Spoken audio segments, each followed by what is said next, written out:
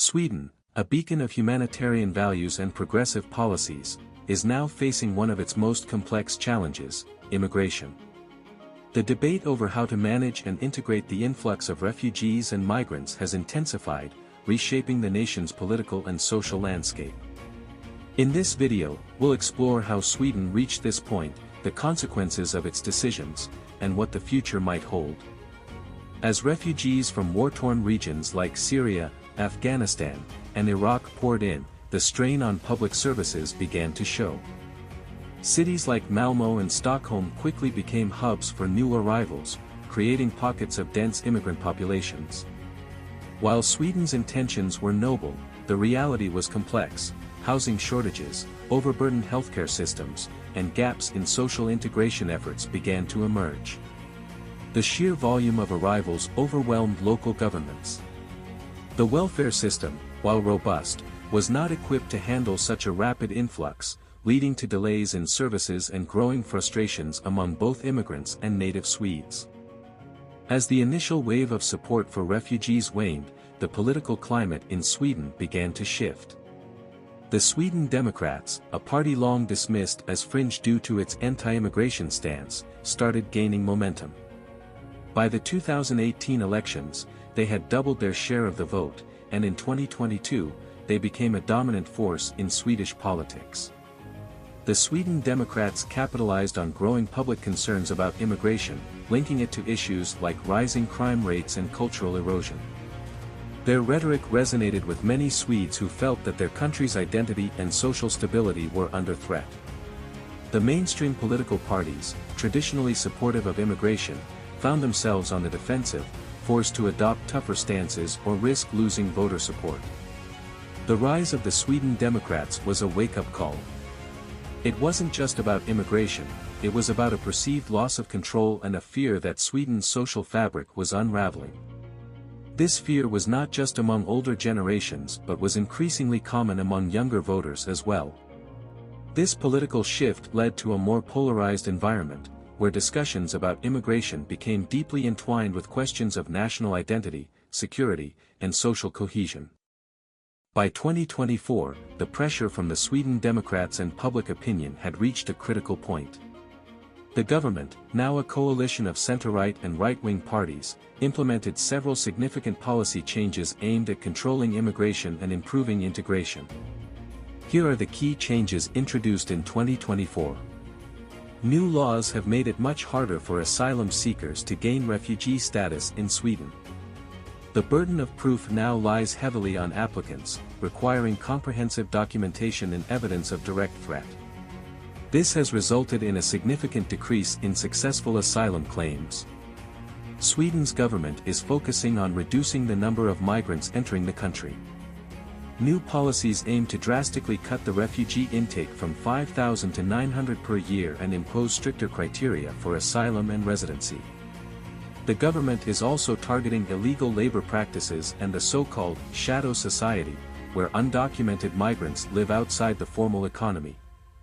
These moves have sparked criticism, particularly from human rights groups, who argue that the policies may undermine Sweden's commitments to international human rights standards and disproportionately affect vulnerable populations.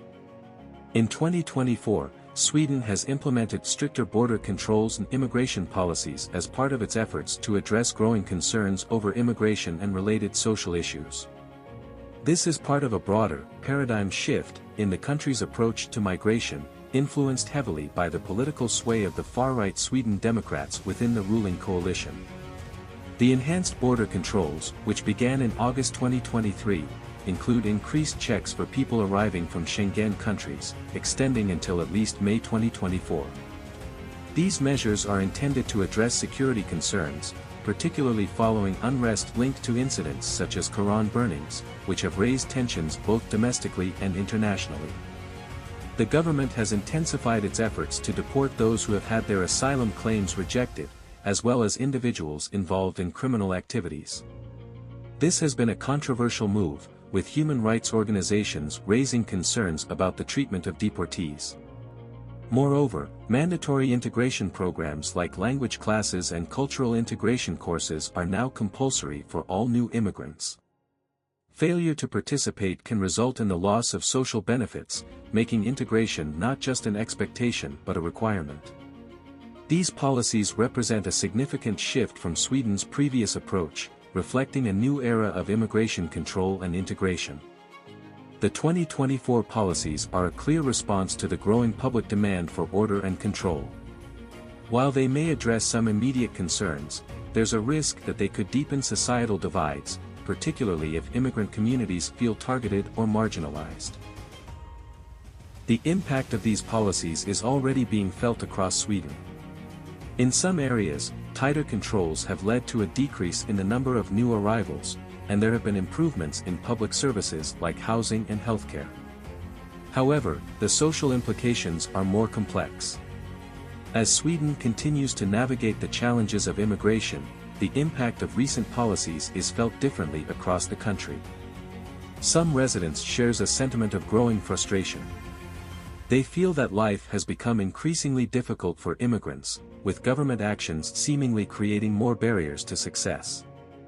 The tension in the community is palpable, and there's a strong sense of feeling unwelcome. Meanwhile, others share a contrasting perspective. While acknowledging that restrictions were necessary to prevent what they describe as a breaking point, they also voice concerns about the long-term effects these policies might have on Sweden as a whole. The economic impact is also a mixed bag. On one hand, stricter immigration policies have reduced some of the immediate strain on public resources. On the other hand, sectors that rely heavily on immigrant labor, such as healthcare and construction, are experiencing shortages. Moreover, the long-term economic contribution of well-integrated immigrants is being weighed against the short-term costs of their support. As experts point out, the real challenge lies in striking the right balance, a balance that allows Sweden to maximize the benefits of immigration while minimizing its drawbacks. But how do we achieve this equilibrium? This question remains at the heart of the ongoing debate, as the country continues to navigate these complex and often conflicting dynamics. Looking ahead to the 2026 elections, Sweden stands at a critical crossroads. According to political analysts, these elections will serve as a litmus test for the nation's future. If the Sweden Democrats continue to gain ground, we might witness a shift towards even more restrictive measures, potentially steering Sweden towards a more isolationist path. On the other hand, if the more progressive parties can rally enough support, the country could see a push for policies that emphasize integration and social cohesion over exclusion.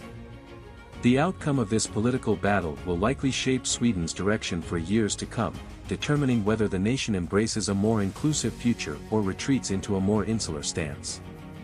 But it's not just about politics, it's about the very fabric of Swedish society.